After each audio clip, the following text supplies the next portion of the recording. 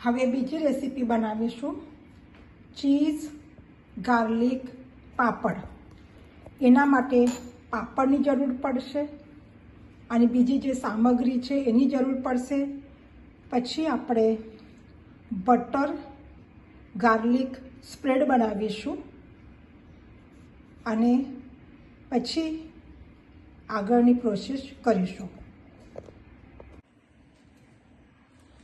હવે પાપડ લઈશું, એને માઇક્રોવેવમાં 20 સેકન્ડ માટે એને શેકી લઈશું।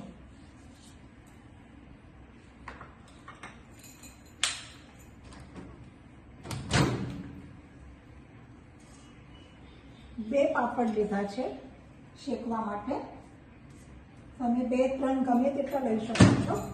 હું 20 સેકન્ડ માટે મૂકું છું।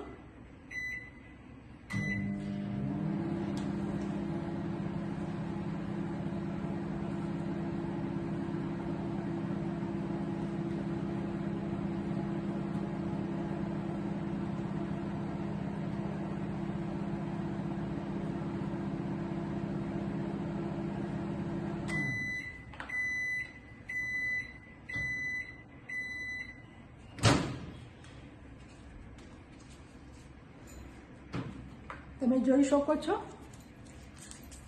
પાપડ થઈ ગયા છે। હવે આગળની પ્રોસેસ કરીશું। એના માટે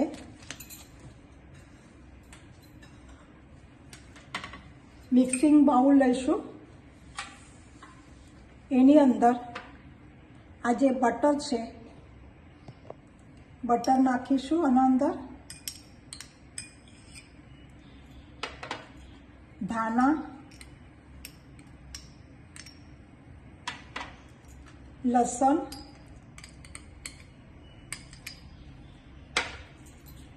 ચીલી ફ્લેક્સ,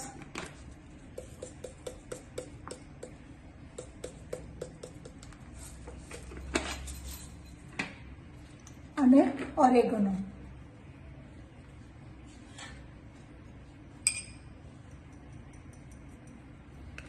આ બધી જે સામગ્રી છે એ આપણે મિક્સ કરી દઈશું। આ પાપડ ખાવા માટે બહુ ટેસ્ટી લાગે છે, પાપડ બાઇટ્સ કહેવાય એને।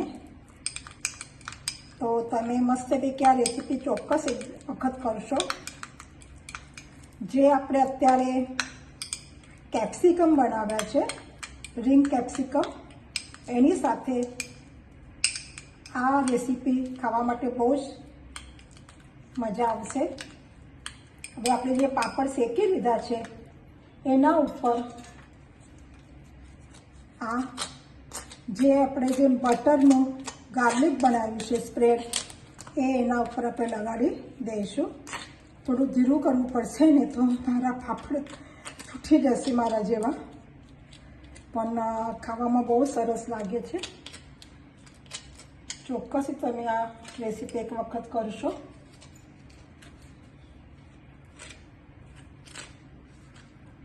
તમે જોઈ શકો છો આ જસ્ટ 5 મિનિટનું કામ છે।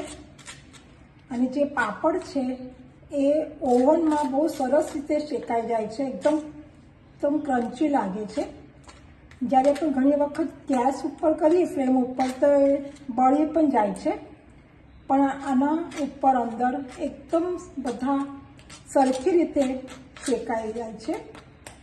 તો ચોક્કસ તમે એક વખત આ બાઇટ્સ કરો, તમને ખાવાની બહુ જ મજા આવશે। તમે જોઈ શકો છો મારા પાપડ ગાર્લિક પાપડ તૈયાર થઈ ગયા છે ખાવા માટે। એન્જોય કરીશું। આની પણ સામગ્રી જે છે હું આપી દઈશ તમને, એક વખત ચોક્કસ જોઈ લેજો।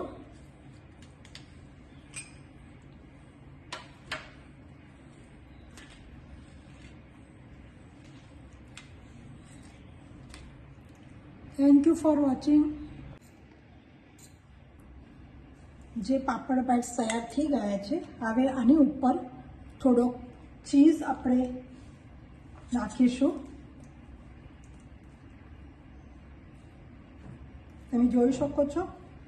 આવી રીતે તમે થોડુંક ખાશો, મજા આવશે બાળકોને પણ.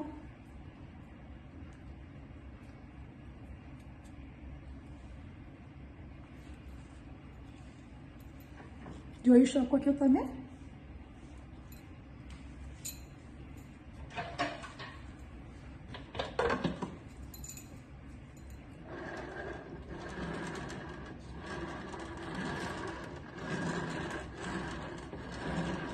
ખુશ રહો, આનંદમાં રહો અને મસ્તીમાં પણ રહો અને ખાતા રહો. Thank you for watching.